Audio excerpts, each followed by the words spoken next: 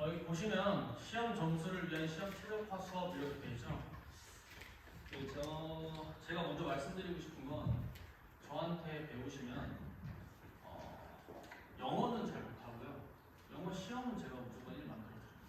영어 그 자체에 대한 본질을 제가 가르치는 건 아니고요. 시험을 잘 보기 위한 수업을 하거든요.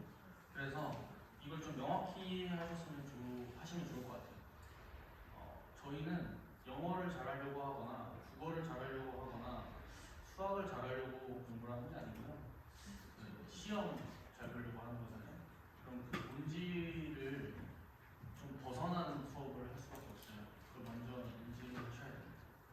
그렇다고 제가 뭐 영어 자체를 못하는 건 아니고요.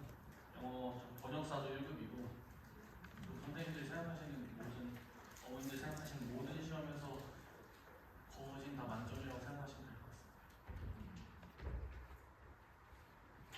네, 양력이고요. 지금 대치 명인학원에서 강사로 있고 지금 두 번째 보시면 좀 이따 나올 규정 모의고사라고 모의고사 만드는 교육사업 대표하고 있고요. 지금 720이라는 학원에서 재종반 강사하고 있고 알파랑 메카에서 단과 수업하고 있습니다. 과거에는 이제 뭐 영과고나 공대반, 영재고과고 공대반 수업했었고요. 그리고 뭐 나인에드나 비상에 대해서는 책도 썼습니다.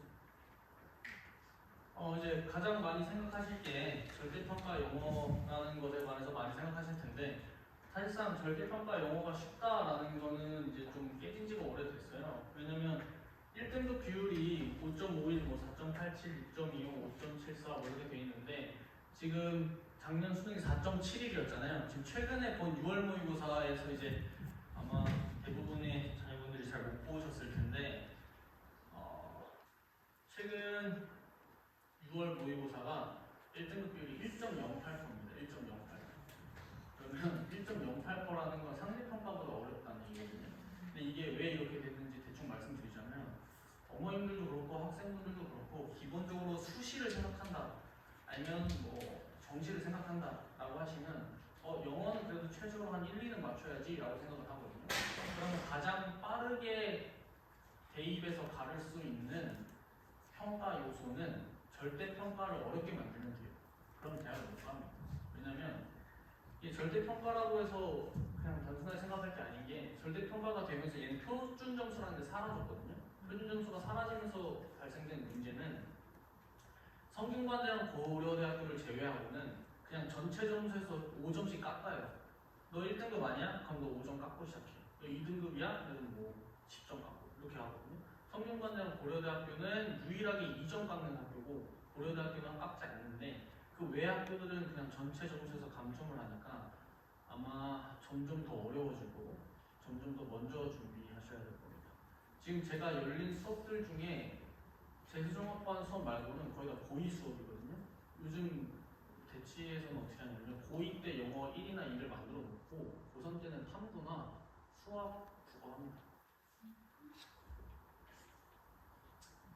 제가 하나 먼저 말씀드리고 싶은 게 이제 처음에 모임들한테 이제 뭐라고 얘기했냐면 저는 시험을 위한 공부를 한다 했잖아요. 아이들이 이걸 못해요. 여기 보시면 다음 글의 주제로 가장 적절한 것은 다음 빈칸에 들어갈 말로 가장 적절한 것은 주어진 글 다음에 이어질 글의 순서로 가장 적절한 것은 글의 흐름으로 보아 주어진 문장이 들어가기에 가장 적절한 것을 여기 보시면 니클라스에 관한 다음 글의 내용과 일치하지 않는 것은 다음 안내문의 내용과 일치하는 것은 어법상 틀린 것은 이라고 그러죠. 이게 뭐냐면요. 그 지방이거나 비평준화 이쪽 가면 문제들이 아래처럼 나와요. 그러니까 가장이라는 말은 100%가 없다는 얘기거든요. 수학 문제나 과학 문제 풀 때 가장 적절한 거 고를 수가 없잖아요. 정답이 3이라고 해서 2를 골랐으면 비슷하네 하고 정답 체크하지 않잖아요. 근데 영어랑 국어는 가장이란 말이 있어요. 그런 얘기는 정답의 100%가 없다는 얘기거든요. 그럼 가장 정답이 될 확률을 먼저 가르고 가장 정답이 될 확률이 높은 애들을 어떻게 때려서 맞추냐 이게 본질입니다.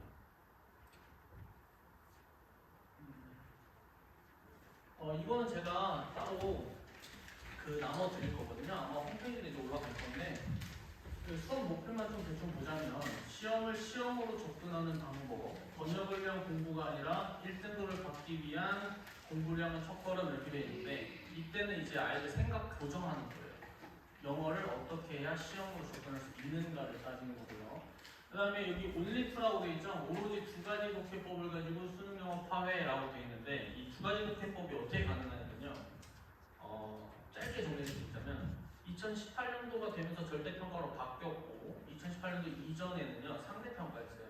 상대평가 때는 교수님들이 어떤 노력을 해서 문제가 좀 다양화되고 문장도 되게 다양화됐는데 그 이후에 나온 절대평가 때의 문제들은 그냥 가서 아무 모의고사 검색해서 아무 모의고사 문제를 컨트롤 C, 컨트롤 V 해서 구글에다 검색하시면 원문이 나와요. 그럼 무슨 얘기냐면 원문에서 따서 문제를 만든다는 거거든요. 그럼 글의 형태를 가지게 되는데 사실상 원문에서 가져올 수 있는 글의 형태는 논리적으로 완벽하면서 오류도 없어야 되고 본문 지문이 7에서 9문장이 충족되어야 되는 거거든요. 이게 수능 문제의 전제 조건인데 이 전제 조건을 충족시키기 위해서는 두 가지 독해법을 이용해서 풀 수 있게 되어집니다. 왜냐? 오류가 나면 안 되니까요. 재작년에 막 저희 다른 과학 쪽에서 영상 촬영 중에 제가 말을 못했지만 과학 중에서 이제 문제 오류가 나서 무슨 해외에서 막 영상 촬영해가지고 백발의 백인 아저씨가 막 문제 잘못된 거다 막 했잖아요. 그 정도로 엄청 치명적인 타격을 입게 되거든요. 그러면 오류가 안 나는 문제들로 구성을 하겠죠. 당연히 교수님들은. 그럼 그거에 입각한 문제풀이를 제가 하는 겁니다. 그 뒤에 이제 기출문제 탐구와 평가원 대비 및 고난이도 문제풀이 요건 이제 쭉 가면서 할 건데요. 이 뒤에를 먼저 설명을 해드리자면 이제 제가 만드는 모의고사 문제인데요. 이건 뭐 좀 더 편집을 해달라고 했습니다. 다른 1타 강사님들과도 문제를 공유하고요. 여기 있는 문제들을 강사님들이 사서 본인들의 책에 넣는 문제들도 꽤 많고요.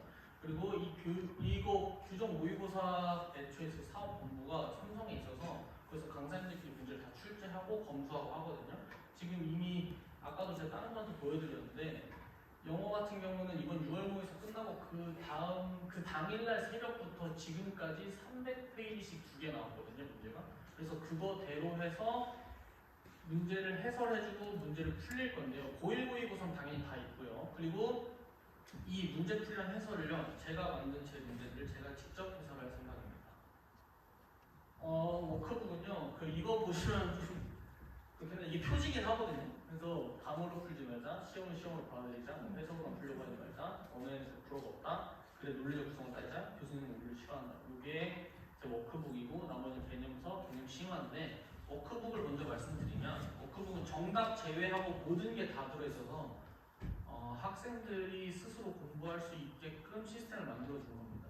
그리고 나서 그 정답 체크도 당연히 제가 하겠고요. 그리고 정답 체크 제가 한 다음에 아이들이 학원 숙제를 하는 걸 병행하는 걸 제가 직접 확인하고 그 다음에 정답을 나갈 거고요. 나머지 채점 및 피드백도 제가 직접 나갈 겁니다. 그래서 사실상 개념서와 개념 심화는 아이들이 시간대 들어보면 물론 엄청 좋아할 거라고 생각을 하고요. 워크북이나 숙제를 가장 궁금해하실 거기 때문에 이거는 이 정도로 하고 넘어가겠습니다. 이건 이제 책인데 단순하게 이제 어떤 얘기를 할 때 아이들이 가장 많이 물어보는 게 전 어차피 해석을 해도 내용 이해를 못해요 이렇게 말하거든요. 근데 그게 왜 그러냐면요. 해석을 해도 그게 머릿속에서 정보가 남질 않아서 그래요. 왜냐하면 문장이 어려워지는 이유는 추가적인 정보가 너무 많아서인데 추가적인 정보를 가장 많이 덜어내고 진짜 하고 싶은 말이 뭔지 알 수 있게끔 만드는 책입니다. 그래서 여기 보시면 문장 해석 속도를 높이기 위해선 문장의 기준을 잡고 앞과 뒤로 방향을 만들어 해석하는 편이 좋다라고 했죠. 그래서 저기 동사 기준으로 앞으로 해석해야 될 거, 뒤로 해석해야 될 거, 명사 기준으로 앞으로 해석해야 될 거, 뒤로 해석해야 될 거. 제가 구조를 만들어서 정리해 줄 거예요. 그럼 그 틀 안에서만 애들이 공부할 수 있습니다. 제가 MBTI도 ESTJ라고 되게 안 좋은 MBTI거든요. 꼰대 성향이 90%에 원하는 대로 안 가면 짜증내는 그런 MBTI예요. 그리고 제가 만들어둔 틀 안에서 사고하지 않으면 제가 굉장히 답답해하는 편이 있거든요. 그래서 처음에 개념만 잘 잡아보면 저는 성적이 무조건 나올 거라고 생각합니다. 그리고 전 그렇게 무조건 만들 수 있어요. 제 성격이 좀 그렇게 생겼나요? 좀 혹시나.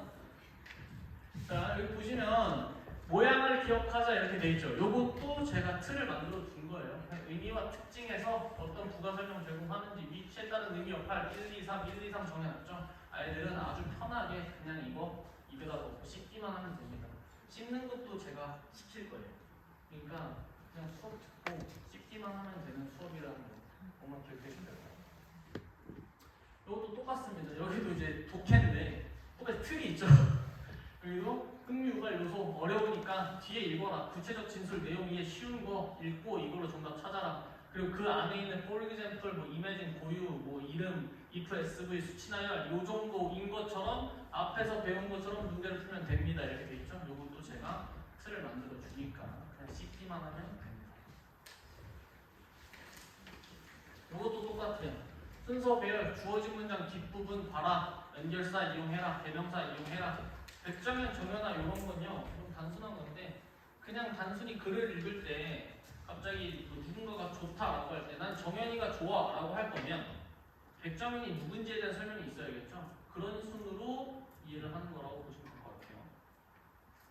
요거는 이제 워크북에 있는 내용인데요. 제가 하나하나 타이밍 다 쳐서 옆에 해석 있죠, 그죠? 그 옆에 해석에 어떻게 단어를 인지해야 되는지 빨간 펜으로 있고요. 그 밑에 구문까지 다 적어 두었습니다. 모르는 건 어휘까지 다 적어뒀고요. 어휘 밑에 다시 한번 확인할 수 있도록 어퍼어휘 양자택일까지 다 있습니다. 이것도 그냥 애들이 하기만 하면 돼요. 커리큘럼입니다. 시험이란 무엇인가? 시험에 대한 오로지 시험을 위한 개념 탑재하고요. 독해법 적용해서 문제 풀이할 때도 새로 배운 독해 개념 적용에 문제 풀이하고 문장별 해석 적용 아까 보여드렸던 해석 하나씩 다 돼 있던 거 하면 되고요. 고난이도 문제는 앞에 개념들 이용해서 제가 만들 틀을 이용해서 진짜 그게 고난이도 풀리는지 확인하고 독해 논리는 빈출용 소재 문제만 따로 모아서 분석하는 겁니다. 학생 관리 시스템은요. 이러면 안 좋은데. 제 수업 등생이 5월 31일자 건데 확인 테스트 상중하러 나가고요. 점수는 따로 보내드립니다. 이게 아이들이 점수를 카드로 주니까 조금 부담스러워하는 게 있어서 점수는 모두 청하시면 따로 드리고 수업 이해도 학습 성취도 과제 이행도고 이번에 6월 모의고사 전이었던 거라서 6월 모의고사 대비 자체장 모의고사 아까 말씀드렸던 규정 모의고사겠죠? 어려운 모의고사를 실시해서 아이들이 잘 풀 수 있는 부분 확인하고 복습하고 오답하는 과정 시간 내에 문제를 풀 전략과 답을 고르는 전략을 만들어 주었습니다. 그날 뭐 했는지 그리고 어떻게 할 건지 설명드리는 카드입니다. 학생 관리 계획은요 비슷한데요. 학생들이 놓친 논리 포인트 개별 분석하고요. 분석은 당연히 제가 하겠죠. 분석 리포트 및 개별 추가 숙제, 약점 분석에 따른 개별 전략 설계, 오답 패턴 분석, 오답 패턴 분석만 적용한다고 보시면 될 것 같아요. 개별 추가 숙제는 애들이 숙제가 다 달라요. 그래서 애들이 베낄 수가 없습니다.